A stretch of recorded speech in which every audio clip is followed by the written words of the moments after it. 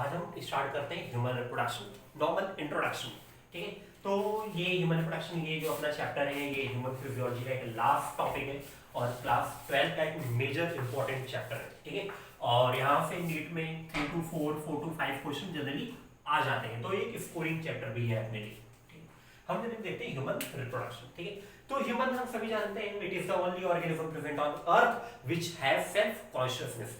Self consciousness किस तरीके से कि हम किसी भी पर्टिकुलर एनवायरनमेंट के अगेंस्ट मैकेनिज्म से रिएक्ट कर सकते हैं, किसी भी आने वाली सिचुएशन को हम प्रिडिक्ट कर सकते हैं, और साथ में हमारे अंदर क्या है, अ गुड कम्युनिकेशन स्किल। ठीक है, इन्हीं सब रीजन की वजह से ह्यूमन जो है it is the only organism which has self consciousness present. ठीक है, हम जनरली बात करते हैं ह्यूमन रिप्रोडक्शन की। तो देखो, अगर किसी भी ऑर्गेनिज्म को अपनी रेस, अपना जनरेशन कंटिन्यू करना है, ठीक है, तो उसे रिप्रोडक्शन परफॉर्म ही करना पड़ेगा। ठीक है, जैसे कोई भी पर्टिकुलर ऑर्गेनिज्म है, उसे अपनी रेस से जनरेशन कंटिन्यू करनी है, तो वो कंटिन्यू किस तरीके से करेगा? Bye formation of gamete, bye formation of gamete.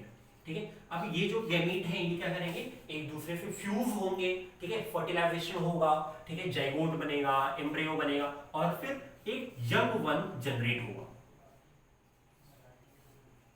ठीक है, और इस तरह से कोई भी पर्टिकुलर ऑर्गेनिज्म जो है वो क्या करता है, अपनी जनरेशन को कंटिन्यू करने का काम करता है। ठीक है,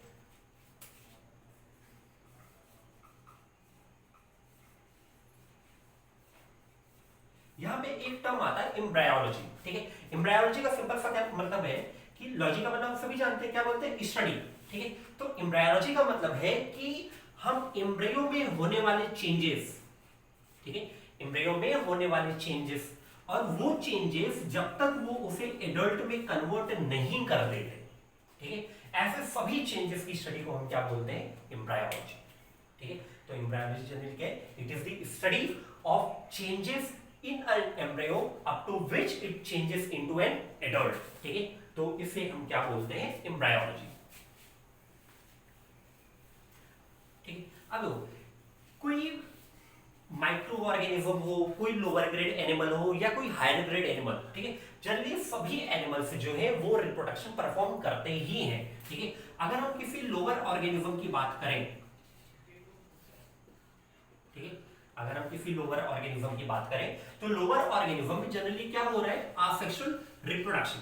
ठीक है, तो वो सारे ही लोअर ऑर्गेनिज्म जो आसेक्सुअल रिप्रोडक्शन परफॉर्म कर रहे हैं, ठीक है, तो फर्टिलाइजेशन के बाद जो स्ट्रक्चर उन्हें मिलता है, जो स्ट्रक्चर बनता है, उस पर्टिकुलर स्ट्रक्चर को हम क्या बोलते हैं, ब्लास्टेमा। क्या बोलते हैं, ब्लास्टेमा। और इस ब्लास्टेमा का जो डेवलपमेंट होता है उसे हम क्या बोलते हैं, ब्लास्टोजेनेसिस। ठीक है, अब ये ब्लास्टेमा का डेवलपमेंट होगा और इससे क्या होगी, एक एडल्ट एनिमल की फॉर्मेशन होगी, उसे हम क्या बोलेंगे, ब्लास्टोजोइट्स। क्या बोलेंगे, ब्लास्टोजोइट्स। और इसी ब्लास्टेमा के डेवलपमेंट को हम क्या बोलते हैं, ब्लास्टोजेनेसिस।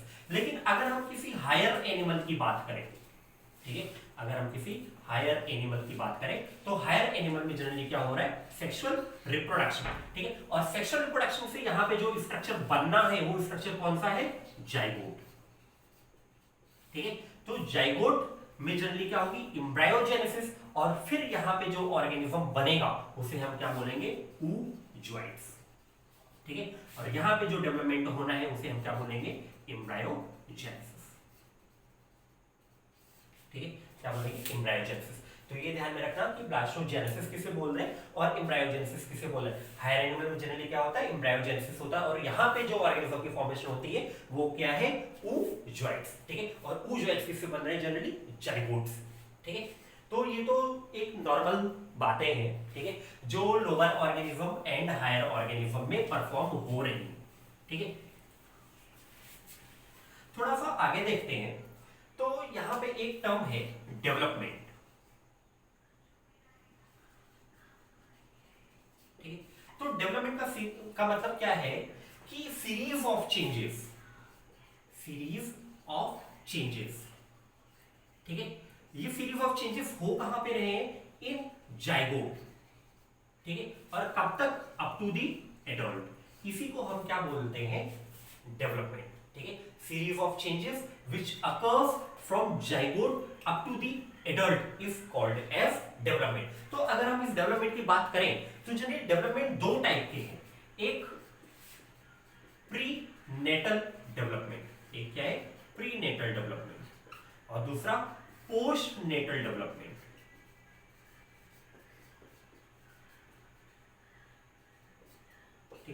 प्री नेटल डेवलपमेंट का मतलब है अगर देखो जैसे कि जो एम्ब्रायोजेनेसिस हो रही है, ठीक है क्या हो रही है एम्ब्रायोजेनेसिस, तो जाइगोट में जो चेंजेस हो रहे हैं जिससे वो एम्ब्रियो बन रहा है और फुली वो एम्ब्रियो मैच्योर हो रहा है, ठीक है। तो ये जो सारी प्रोसेस है ना, ये जो सारे चेंजेस हो रहे हैं उस पर्टिकुलर एम्ब्रियो में, इसे हम क्या बोलते हैं prenatal development. Prenatal development का सिंपल सा मतलब है कि development in an embryo inside the female body, inside the female body, उसे हम क्या बोलते हैं prenatal development. Postnatal development का मतलब है कि जब वो फीटस मदर बॉडी से बाहर आ गया, ठीक है, तो पार्चुरेशन के बाद जो भी डेवलपमेंट होना है उसकी बॉडी में, उसे हम क्या बोलेंगे पोस्ट नेटल डेवलपमेंट, ठीक है।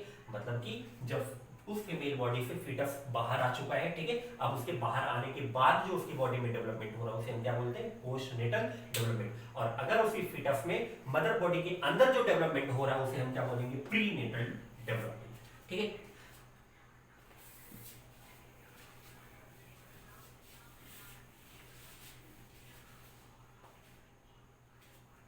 अब अगर हम यहां बात करें टर्म रिप्रोडक्शन की, ठीक है, तो रिप्रोडक्शन हम किसे बोल रहे हैं जनरली प्रोसेस, ठीक है। कौन सा प्रोसेस जिसके थ्रू कोई भी पर्टिकुलर ऑर्गेनिज्म जो है वो क्या करेगा एक न्यू जनरेशन को प्रोड्यूस करने का काम करेगा, ठीक है, क्या करेगा एक न्यू जनरेशन को प्रोड्यूस करने का काम करेगा। तो अगर हम रिप्रोडक्शन देखें तो हम सभी जानते हैं जनरली कि रिप्रोडक्शन जो है वो जनरली दो टाइप के होते हैं, एक असेक्सुअल रिप्रोडक्शन और दूसरा सेक्सुअल रिप्रोडक्शन,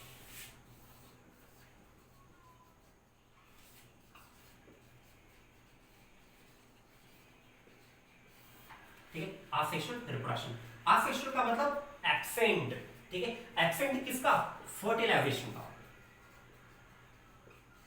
ठीक है। अब देखो असेक्सुअल रिप्रोडक्शन की खास बात ये है कि यहां पे जरूरी नहीं है कि फर्टिलाइजेशन की, यहां पे जरूरी नहीं है कि किसी भी न्यू जनरेशन की फॉर्मेशन के लिए दोनों ही अपोजिट पेरेंट्स की जरूरत है, दोनों ही अपोजिट सेक्स की जरूरत है। तो वो सारे ही ऑर्गेनिज्म जो असेक्सुअल रिप्रोडक्शन परफॉर्म करते हैं वो जनरली कैसे होते हैं यूनिपेरेंटल, ठीक है। और यूनिपेरेंटल होने के बाद यहां पे जनरली होती क्या है माइटोसिस। तो जितने भी ऑर्गेनिज्म असेक्सुअल रिप्रोडक्शन परफॉर्म कर रहे हैं वो असेक्सुअल रिप्रोडक्शन जनरली किसके थ्रू परफॉर्म करते हैं थ्रू माइटोटिक डिवीजन, ठीक है। और इस पर्टिकुलर डिवीजन में कोई भी वेरिएशन नहीं होता, कोई भी वेरिएशन नहीं होता। वेरिएशन नहीं होने का मतलब है कि जैसा पेरेंट होंगे वैसी ही न्यू जनरेशन भी होगी, मतलब कि आप न्यू जनरेशन और उसके पेरेंट्स में क्लियरली डिफरेंशिएशन नहीं कर सकते हो, ठीक है। इसीलिए असेक्सुअल रिप्रोडक्शन कभी भी वेरिएशन को जनरेट नहीं कर सकता है, ठीक है।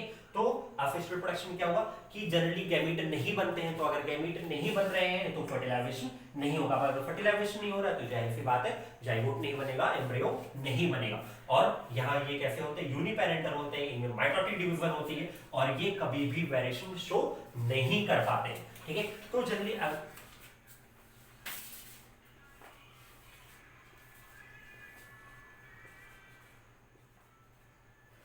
ठीक है,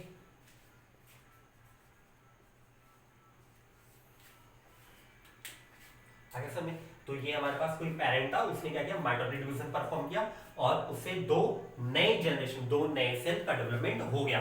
तो अब ये जो सेल होगी ये भी कैसे होगी डिप्लॉइड और ये भी पेरेंट कैसा होगा डिप्लॉइड, ठीक है।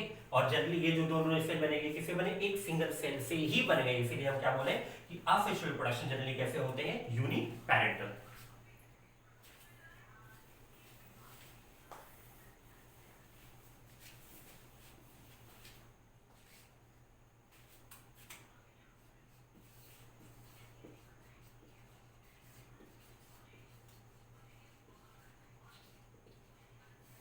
अगला है सेक्सुअल रिप्रोडक्शन, ठीक है। तो सेक्सुअल रिप्रोडक्शन वो कोई सारे ही ऑर्गेनिज्म जिन्हें सेक्सुअल रिप्रोडक्शन परफॉर्म करना है उनके लिए ये जरूरी है कि वो कैसे हो बाई पेरेंटल, मतलब कि दोनों ही अपोजिट सेक्स की जरूरत है, मेल और फीमेल बॉडी दोनों की ही जरूरत पड़ेगी, ठीक है। यहाँ पे गैमीट की फॉर्मेशन होनी है, ठीक है, गैमीट प्रेजेंट होंगे तो जाहिर सी बात है अगर गैमीट प्रेजेंट हो रहे तो फर्टिलाइजेशन भी होगा, ठीक है। अब यहाँ पे जो गैमेट का प्रोडक्शन होना है, यहाँ पे जल्दी गैमेट का प्रोडक्शन कैसे होगा? Through meiosis. ठीक है, कोई भी डिप्लॉइड बॉडी कभी भी मियोसिस के बिना गैमेट का प्रोडक्शन नहीं कर सकती है। ठीक है, तो एक्चुअली में जब भी किसी भी डिप्लॉइड बॉडी को गैमेट का प्रोडक्शन करना होता है वो मियोसिस ही परफॉर्म करती है। ठीक है, इसके अलावा सबसे इंपॉर्टेंट पॉइंट, सेक्सुअल रिप्रोडक्शन में वेरिएशन प्रेजेंट होते हैं। ठीक है, यहां पे क्लियर डिफरेंशिएशन होगा in between parents and there offspring. ठीक है, तो यहां पे जो फीमेल बॉडी बनेगी